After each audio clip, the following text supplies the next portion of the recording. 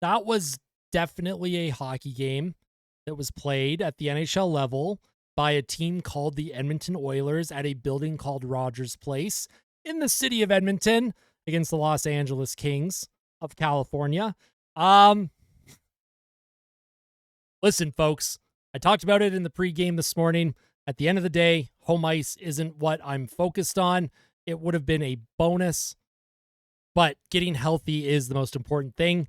Now, before I talk about the game, I do have to address this because I know Kings fans are going to come in and they're going to ask about it, and other fans from other teams, because obviously I am someone that, when something dirty happens in a game, as an Oilers fan, if something happens against one of my players, our players, I'm on the team. That's why I say my players. I'm literally on the team. I'm wearing the jersey. I'm on the team. When something dirty happens against the Edmonton Oilers, I am the first person to call it out. I will sit here in front of the camera in a post-game reaction. I will complain about it. I will call it stupid. And, if it's suspension worthy, I'll talk about that too, especially when it comes to head trauma. Now, I did a live stream tonight. By the way, if you tuned in, thank you all so much. It was the first live stream I had done in over a month, and I don't have much of a voice left, but it was a ton of fun. Y'all made one of the worst games of the season one of the best games for me personally as a fan to engage with. But anyways, Darnell Nurse takes a 5-minute major for cross-checking Quinton Byfield in the head. And it's not just the cross-check that I am upset about. I'm upset about the headlock. I'm upset about him bringing him down to the ice in the headlock. And then, of course, Byfield in a defenseless position cannot defend himself. Darnell Nurse, and this is after the whistle, by the way. The whistle's already gone. Right? This is not a hockey play. This is not battling for a puck. This is not engaging in front of the net. The whistle is gone. They've gone down. And Darnell Nurse decides, look at the back of this player's head in a defenseless position.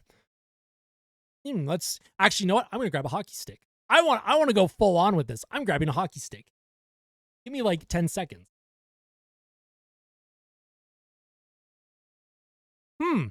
That's a nice head that we got right in front of me.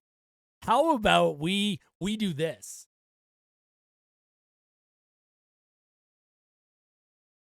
How about we do that? How about we cross-check the back of a player's head in a defenseless position?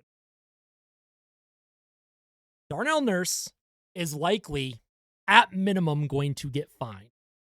In my opinion, and I try to be as unbiased as possible, if this happened to Jeff Skinner, Connor McDavid, Leon Draisaitl, doesn't matter who on Edmonton, if this happened to one of our players, as an Oilers fan, most of you watching are Oilers fans, if that happened to one of our players, we would be screaming from the rooftops for a multi-game suspension. Imagine if Drew Doughty did that to Connor McDavid. Imagine the outrage. So I am putting myself in the shoes of an LA Kings fan right now. I'm like winded from getting up and pretending to cross-check someone. Nice little Sherwood, by the way. I am so mad at Darnell Nurse because, one, the game, it's out of reach. It was 4-0 at that. Like, you weren't coming back. I understand you want to play hard. You can play chippy. You can trash talk, whatever. What Darnell Nurse did is not a hockey play. At minimum, because it's George Peros and he throws a dart at a wheel, and sometimes it lands on no supplementary discipline. Sometimes it lands on 3 games. Sometimes it lands on a fine. Maximum allowed under the CBA. Say the line, Bart. Darnell Nurse should absolutely be suspended, in my opinion. At minimum, 1 game. At minimum. Like, that is the minimum. But we've seen some players throughout the league this season get numerous games, multiple games. And I had a few people during the chat tonight, they had mentioned it wasn't a hard hit. And listen, I get it, right? Like there's a difference in types of hits you can commit to someone. But at the end of the day, it is a hit to the back of a defenseless opponent's head. It's a headshot. It's something that I want out of the game, and I want my players that I cheer for to not do that because I don't want to see that happen to our players. Does that make sense? And it's frustrating that Darnell Nurse would do that because they're already so shorthanded with injuries and illness. They're already down Walman. They're already down Ekholm. They have Cam Dineen up from Bakersfield. They have Josh Brown up from Bakersfield. You know, Darnell Nurse taking the 5-minute major, that means Josh Brown had to play more tonight. Horrifying.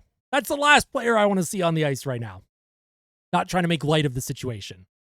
Darnell Nurse, absolute moron, should be suspended. I don't care if you agree with it or not. That is just my opinion. You can obviously and absolutely let me know your thoughts on that in the comment section below. If I'm a Kings fan tonight, I am pissed because Byfield, I don't know if he played after that. Did he come back to the game? I didn't notice him after that headshot. Now, he may have come back. I don't know. I was really focused on chat and stuff, and the game was so out of reach. I wasn't really engaged with the game as much. But I don't know if Byfield came back. If he did, I didn't notice him. But that's all I'm going to say about that. That's a 6-minute rant on Darnell Nurse being an absolute idiot. Of course, for the Oilers, was there any bright spot tonight? Any bright spot at all? Not really. It was Quinn Hudson's first NHL game for the Edmonton Oilers. They recently signed him out of Boston University. But because of how many penalties this game had, the amount of power plays and penalty kills, it's tough to get him a real look at 5-on-5 because he doesn't play on the special teams. I thought in very limited minutes, he played okay. But again, his line mates are shifting every single shift. It's like he's with someone else. You can't really get into a groove. But you know what's interesting? He somehow played more minutes than Jeff Skinner. He somehow had 3 seconds more time on ice than Jeff Skinner. And you know what's even more surprising about that? Jeff Skinner, the Oilers had 6 power plays.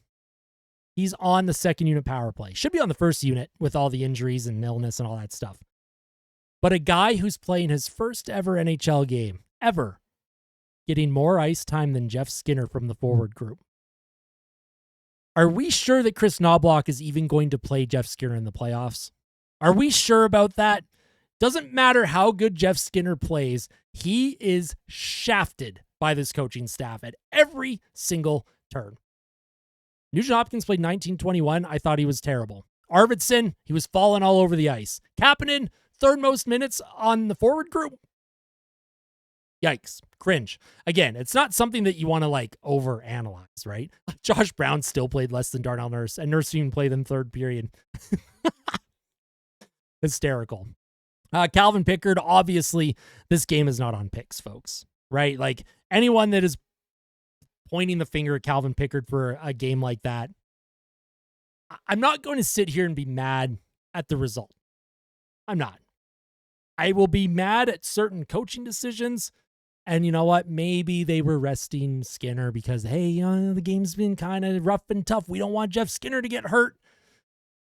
But I have a very bad feeling that when Frederick, Kane, Draisaitl, McDavid, all these guys get back into the lineup, I have a horrible feeling that Jeff Skinner, who has never played a playoff game in his entire career, is going to be one of the guys that's taken out of this lineup.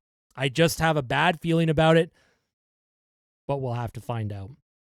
The last thing that I quickly want to touch on before I let everyone go, this video is up late, unless you're watching early the next day, so... The other thing I wanted to touch on tonight was, who was it? Do I even know? Do I even know who it was? Maybe I don't. Maybe I don't know who it was. I thought I had another talking point.